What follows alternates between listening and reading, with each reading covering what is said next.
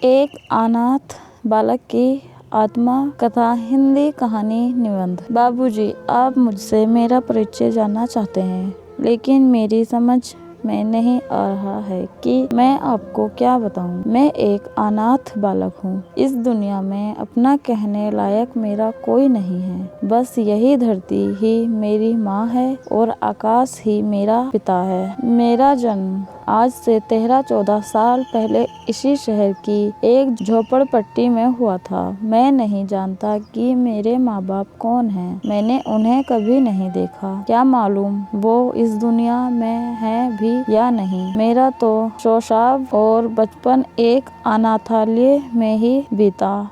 वहाँ मेरे बोल फूटे और वहाँ ही धूल में लौट पौट कर मैंने चलना सीखा।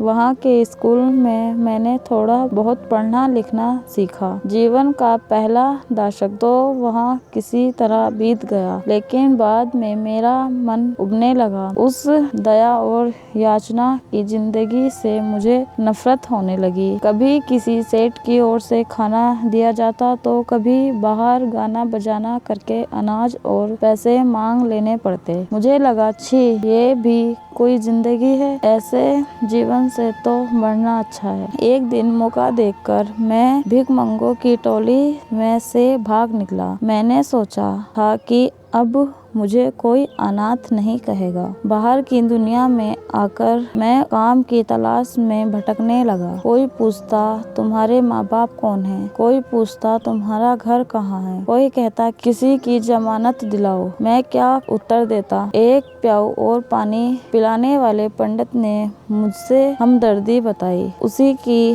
सिफारिश पर एक दिन एक सेठ को मुझ पर दया आ गई। उन्होंने अपने छोटे लड़के को स्कूल ले जाने के लिए मुझे रख लिया। लड़का रास्ते में बड़ी शरारत करता था। एक रोज तेजी से आती और एक साइकिल से वह टकरा गया। उसे जरा सी चोट आई और उसी दिन मेरी छुट्टी हो गई। मेरी जिंदगी फिर से बेसहारा हो गई। थोड़े दिनों के बाद मुझे एक व्यापारी की पीढ़ी में नौकरी मिल गई। वहाँ मैं चाय पानी लाने तथा दूसरे छोटे मोटे काम करता था। एक दिन वहाँ मुनीम के हाथों 100 रुपए का एक नोट गायब हो गया। मुनीम को मुझ पर शक हुआ। मैंने अपनी पूरी सफाई दी, लेकिन उन लोगों ने मार पीट कर मुझे निकाल दिया। बाबूजी, तब से कई छोटी मोटी नौकरियां की, लेकिन पेट भरने से अधिक कहीं नहीं मिला। आज सुबह ही